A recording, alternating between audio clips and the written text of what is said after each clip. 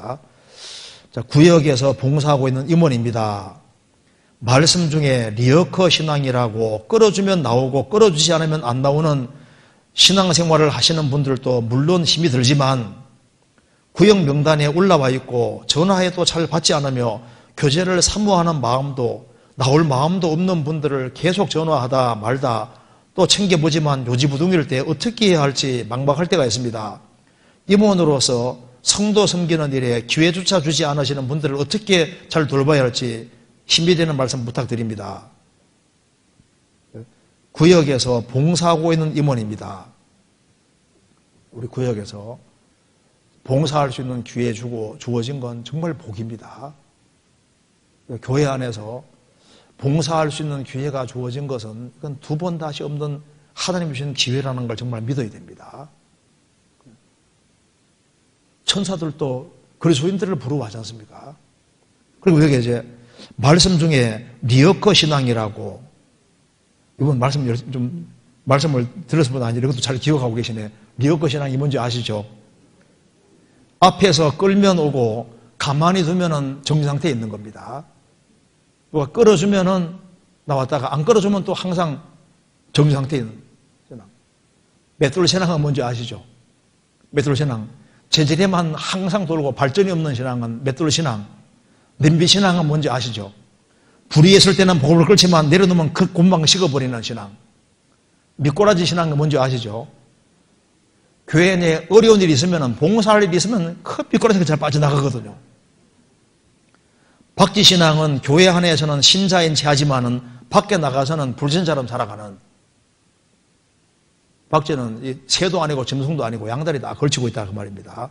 당나귀 신앙 귀는 커서 웬만한 말씀은 그냥 전혀 있지 않습니까? 반응이 없는 당나귀 귀처럼 기만 큰 신앙.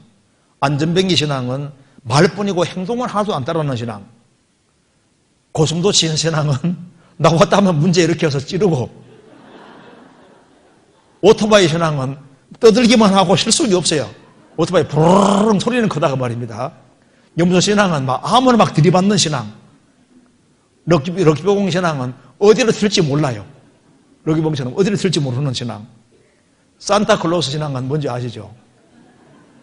명절 때 나오는 것처럼 특별한 일이 있을 때만 잠깐 얼굴 들여다보는 신앙. 오뚜기 신앙은 넘어지면 일어나는 7번 넘어져도 8번째 일어나는 신앙. 불도저 신앙은 주님 뜻이 확실하면 밀고 나가는 신앙. 그리고 감사 신앙.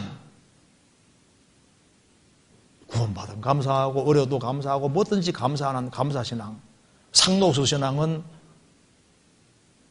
어떤 경우에도 변함없는 신앙입니다. 변함없는 신앙. 신앙 종류가 여러 가지 있는데 여기 이제 말씀 중에 리어커 신앙이라고 끌어주면 나오고 끌어주지 않으면 안 나오는 신앙생활을 하시는 분들로도 물론 힘이 들지만은 구역 명단에 올라와 있고 전화해도 잘 받지 않고 교제를 사모하는 마음도 나올 마음도 없는 분들을 계속 전화하다 말다 또 챙겨보지만 요지부동일 때 어떻게 할지 막막할 때가 있습니다. 일단 다 구원받아 할 수 없습니다. 구원받았으면 좋지만은 우리가 접촉하는 사람들이 다 구원받아 할 수 없어요. 주님 오시는 그날 누가 남을지 모릅니다. 그렇잖아요. 주님 다 데려가시겠습니까? 물론 구원을 진짜 받았으면 데려가시겠지만은 그의 열매로 그들을 안다고 말씀하셨습니다. 성경 말씀하기를 우리가 형제를 사랑함으로 사망에서 옮겨 생명으로 더는 줄 알거니와 사랑치 아니하는 자는 사망에 거하느니라. 구원받은 그리스도인이라고 하는데 교제를 사모하는 마음도 없고 그리스도인들과 같이 모이는 것도 좋아하려 하지 않고 형식적으로 왔다 갔다 하는 그런 식으로 해서 주님 오실 때 정말 데려가실까? 정말 구원받았을까? 모를 일입니다. 그렇잖아요. 고린도후서 11장에 바울 사도도 여러 가지 어려움 당하는 중에 거짓 형제들 중에 위험을 당했다. 형제인 줄 알았는데 보니까 형제가 아니었거든요. 누가복음 17장 보면은 10명의 문둥병 환자를 예수님이 고쳐주셨습니다. 그런데 10명이 다 고침받았는데 사례하러 온 사람은 사마리아 사람 하나밖에 없는 거예요. 10명이 다 고침받지 않았느냐? 그런데 그 9은 어디 갔느냐? 10명의 사람들 중에 9명은 몸만 고침받은 겁니다. 사마리아 사람은 영혼까지 구원받게 된 거예요.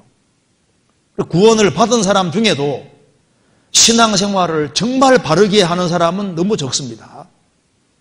그래서 이제 세상에 구원을 받았다고 하는데 이럴 수가 있냐고 이제 힘이 드는 겁니다.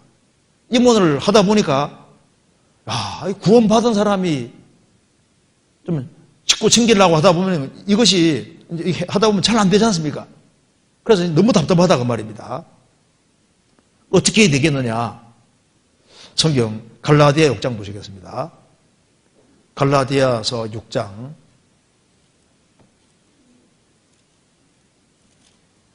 9절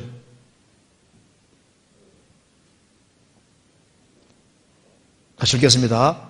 우리가 선을 행하되 낙심하지 말지니 피곤하지 아니하면 때가 이름에 거두리라. 우리가 선을 행하되 낙심하지 말지니 피곤하지 아니하면 때가 이름에 거두리라. 그래서 전화를 계속 하지만은 그 사람이 안 된다 할지라도 우리가 할 수 있는 최선을 다하고 하면은 거기에 대한 상은 주님이 갚아주십니다. 그래서 여기에 임원으로서 성도 섬기는 일에 기회조차 주지 않으시는 분들을 어떻게 잘 돌봐야 할지, 성도 섬기는 일에 기회조차 주지 않는다. 기회를 주셔야죠. 제발 좀 전화 한번 잘 받아주고 섬길 수 있는 기회를 주고, 그리고 이게 어떻게 해야 되느냐. 그런데요, 이것도 임원이 얼만큼 간절한 마음을 가지고 있느냐에 따라 달라지는 거예요. 안 나오는 사람도 임원이 정말 그 불타는 마음이 있고 열렬한 마음이 있고 사랑하는 마음이 크면은 전화해도 거기에서 간절함이 배어있기 때문에 사람 마음이 딱 붙잡힌다니까요. 잠언 27장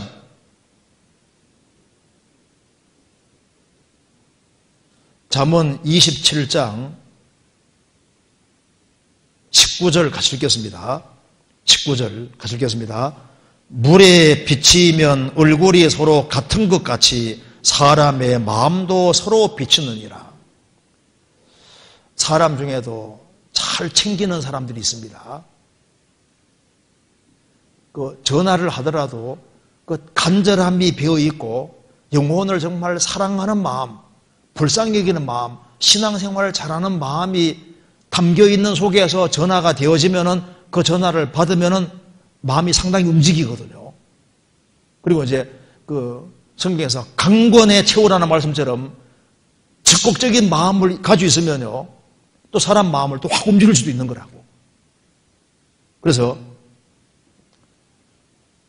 여기 이제 우리가 한 사람을 붙잡고 한 사람을 세우려고 하면은 적극성기라는 게 필요합니다.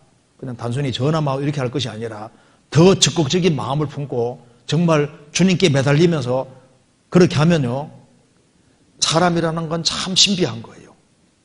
마음이 들어가고 정성이 들어가고 영혼이 들어가면 마음이 달라지거든요. 마음을 움직일 수 있습니다.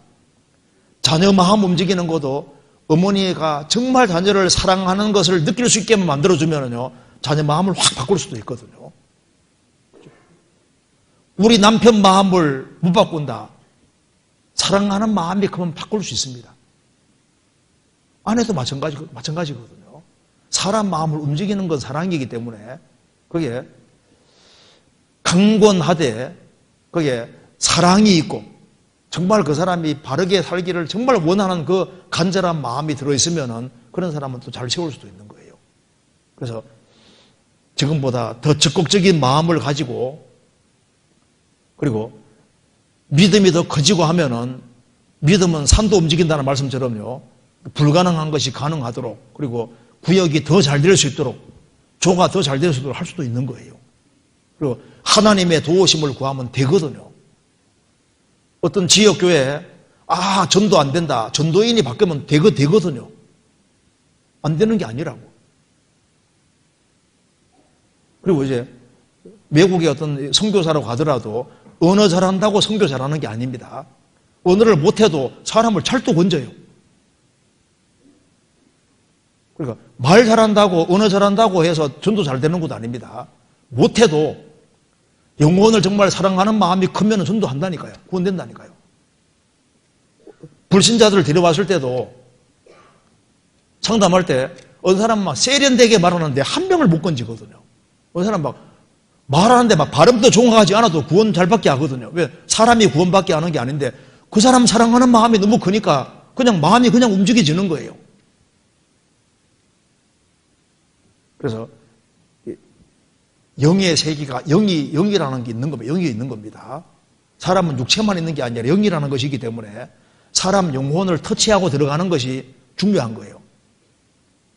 한이 없는 사람이 한만은 노래 못하는데 이 세상 하면서 노래 부르면요 한이 없는 사람은 그냥 귀로만 들리는데 한이 가득 있는 사람이 한만은 이상 하면요 뭐 가슴이 뭉클하잖아요. 다릅니다. 그래서 주님이 이제 우리가 이제 여러 가지를 겪게 하시는 이유는 겪는 속에서 우리가 하나님의 위로를 받아본 경험이 있으면 또 다른 사람을 위로할 수도 있는 거고, 이제 한 사람 붙잡아주는 가운데 야, 이 사람이 이렇게 한번 붙잡히고 나면 요령이 또 생기니까 또 다른 사람 붙잡는데 또 도움될 수 있으니까 또 우리 교회 안에서 이렇게 사람을 잘 붙잡는 사람들, 그런 사람들을 또 교제해서 아, 요렇게 하면 붙잡히는구나, 저렇게 하면 세워지는구나, 그런 요령 같은 것도 배울 필요가 있는 거예요. 그래서 우리가 맡은 일을 최선 다해서 하되 지혜 같은 것도 필요하니까 먼저 신앙생활 잘하고 또 이렇게 신앙에 무관심한 사람들을 좀 붙잡아주는 그런 재능 같은 게 있는 사람은 그런 사람도 잘 교제해가지고 그런 것도 배우는 것이 필요하겠습니다.